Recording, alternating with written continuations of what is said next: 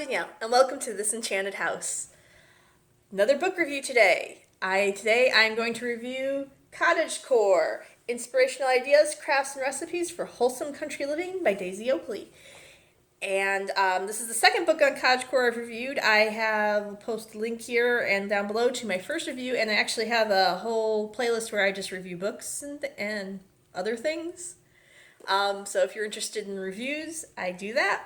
So let's talk about Cottagecore. So first impressions of this book.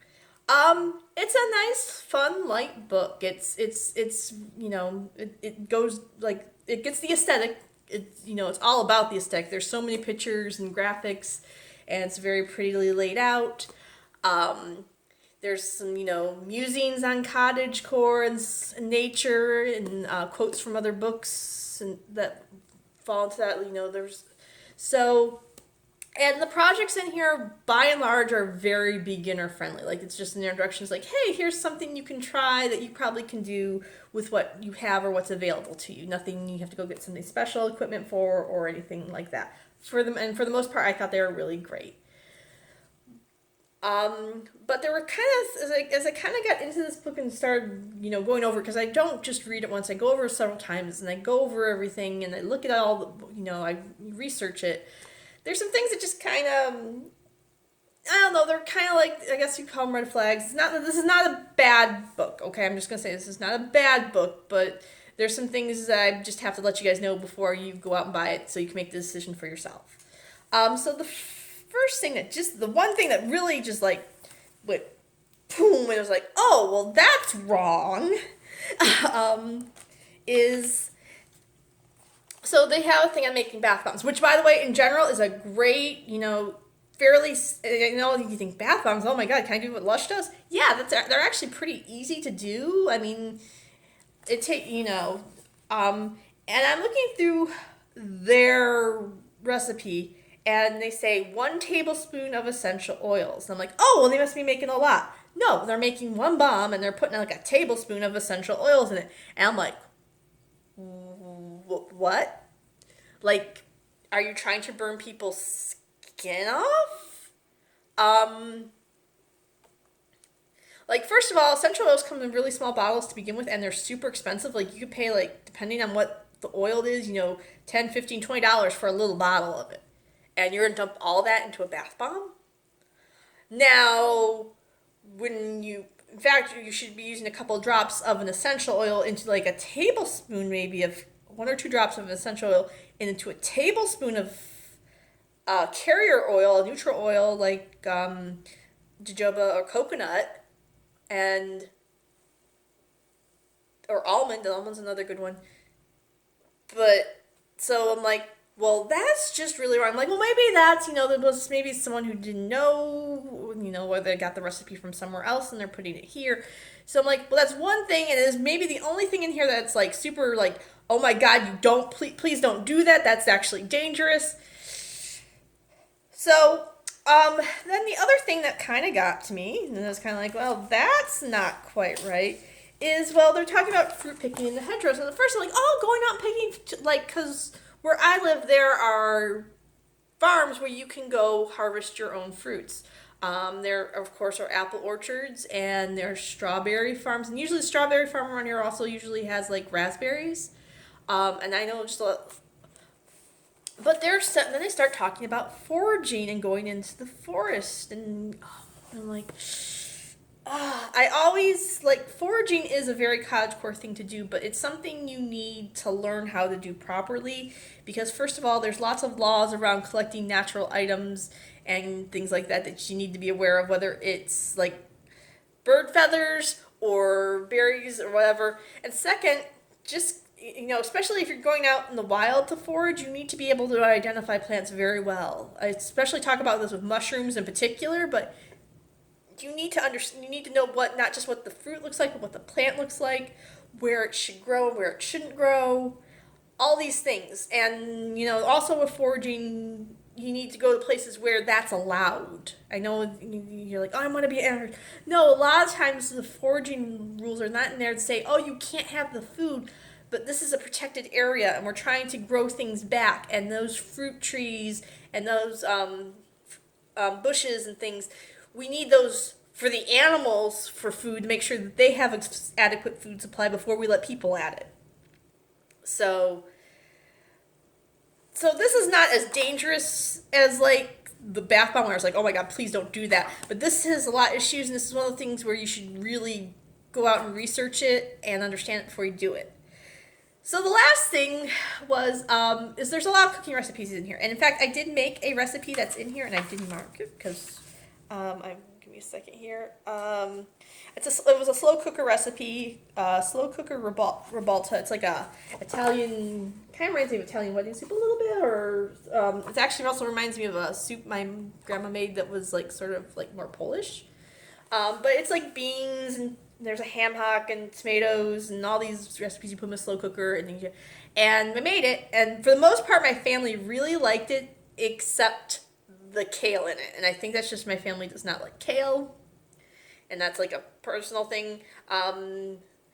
And everyone's like, well, he made this, but maybe did spinach or some other green. We really like it. So it wasn't a bit, like I'm saying, this was actually a pretty decent recipe as far as recipe goes. Though, like, the volume seemed a little off. Once again, this is book was definitely produced in Europe and Britain. It's in grams. It's not in American measurements, which is normally not a problem for me because I have scales and stuff, and you can find conversions. But I missed it. 2 liters of vegetable stock. That's like a big, if you're in the U.S., that's what we sell the soda in, those big soda bottles. That's a lot of stock, and I ended up using like, about 4 cups of stock, and that seemed to be more than enough. So I don't know if that just was a weird misprint in here, or if they're making, it was supposed to be much soupier. I don't know, it seems like way too much. And it's like a small thing, but honestly, that's kind of par for the course with recipe books. There's always going to be things that seem a little off to you, or that maybe don't make sense to you that this cook had in their head, or they're doing something different. Like maybe they were using a much bigger stock pot, and I was just using my nice little cast iron Dutch oven. But so this recipe was pretty good. But then I was like looking through, and then they have a recipe in here for chocolate chips, which super Cottagecore, and like, even though the basic chocolate chip recipe is the same, like everyone has their own little version of it. And so I was like looking, I was like, oh, maybe I'll try their chocolate chip recipe. And then I was like, chickpeas, peanut butter, maple syrup, vanilla extract, baking powder, and chocolate chips. And I'm like, well, this is a great, like, vegan chocolate chip recipe. And I actually I went through everyone in my family was like, hey, would you want me, if I made this, would you eat it? And they're like, no. I'm like, okay.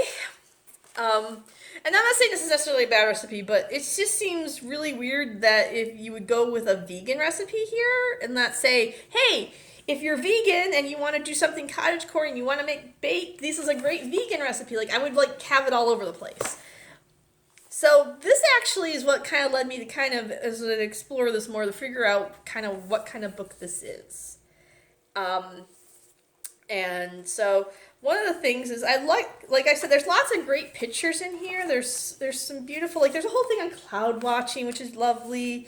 There's a t-shirt quilt, which my daughter wants to try to make actually one of those. So it was nice to have kind of some instructions on it. Like, just this thing on taking a woodland walk with beautiful pictures of the woods. But kind of looking at the pictures, it really feels like I fell into somebody's Pinterest. And it's like, like this whole, this like Cottagecore inspiration page feels very Cottagecore, but it doesn't feel like unified in a sense. Like it's like someone said, let's pick out like a bunch of pictures online and put them together into a cottage. This is what these are like mood boards you'd see on Tumblr and sure enough, so I look in the back and look at the image credits. Like this whole block is image credits, and it's all stock photos from Shutterstock. Like this is just like you could go on Shutterstock and find every single one of these photos if you wanted. So I was like, well, okay, that's all right. Publishers do that. Publishers, not everyone can afford to have photographs taken, and this is an affordable way for them to do that. And so, I mean, it makes the book lovely, and it's actually one of my kind of issues with the other Cottagecore book. I'm the little book of Cottagecore was that it's very lovely, has a really lovely cover, but it's not really much about the aesthetic so much as the lifestyle. It's like doing crafts and things you can do to live a Cottagecore lifestyle. This book has both. It has more. It's much more introductory, and it has these lovely pictures, but so it really does, like, it's just nice aesthetically pleasing to look to. It has that nails the Cottagecore aesthetic. So, but then of course, there's the last thing where I look up the author, Daisy Oakley, and there's no author bio on this at all, Daisy Oakley. So I'm pretty sure that Daisy Oakley is a ghostwriter. And if you watch one of my first reviews, and where I bought a fake witchcraft book, I talk about how their publishers, hire ghostwriters to make books that are, hop on trends and hop on things that are popular. And they, because I looked up Daisy Oakley, there's like hundreds of Daisy Oakleys. None of them struck me as the person who wrote this book. Like, and I didn't see, like, here's the author's bio page, here's my Facebook page, here's me promoting this book. Nada. So, I'm pretty sure this is a ghostwritten book. And to further kind of push that forward, especially if you look in the up here, it's published in 2020 with texts by Anne Martin, Claire Beresford, Eleanor Clark, Sophia Martin, and Vicki Vrind. So this book is probably ghostwritten, but it's also a bit of a Franken book. So I looked up the publisher, who is Summersdale. Summersdale's publishing, their company out of Britain, and they publish a lot of these lifestyle books, and they have like recipe books and craft books and things, and I'm pretty sure that a lot of the projects and a lot of the recipes in this book are from other books they've published, and they've put in here and packaged it as a Cottagecore book. So I guess you could call this a fake Cottagecore book. I found a fake witchcraft book. I didn't buy this knowing it. I didn't buy this, like, for the witchcraft book, that story had come out in on pagan social media and pagan press that, this was happening and people had different opinions on it, and I was like, well, let's just take a look at what one of the books looks like. Well, this time I just bought this book because, algorithms know that I like Cottagecore. And so they constantly get recommended things that are Cottagecore, including this book. And so, yeah, I bought a fake Cottagecore book. And I use that term loosely. What I mean is, this is not like a genuine author who loves Cottagecore, who is doing Cottagecore things, writing about their Cottagecore life. This is a publisher who saw that Cottagecore is popular, realized they had a lot of material that would be popular with people who do Cottagecore, and packaged it in a way that would attract those people. So overall, like, this is a great book. There's nothing, like, so really the only thing that bothered me was the bath bombs. And I don't know if that was a project taken from another book, and the context it would have been given in that book about, yes, when I say essential oils, I mean essential oils in a carrier oil, just going forward. I don't know. I don't have the book to review it. I can't say that, but that is the only thing. So please do not put tablespoons of please do not put tablespoons of essential oils in anything ever. That is way too much for any application. You should be using drops and a carrier oil, and then using that carrier oil in whatever you're doing. And please don't eat them either. I know that's a thing now. I'm just putting that out there. Please don't eat them. But yeah, this was a nice, light, lovely, if you're just kind of maybe interested in Cottagecore and want some, like, little page through, it's nice. I don't recommend, it's not a must-have, it's not, oh my god, this is the Cottagecore Bible, no. It's a nice book, it has some nice introductory projects. It's very lovely to look at.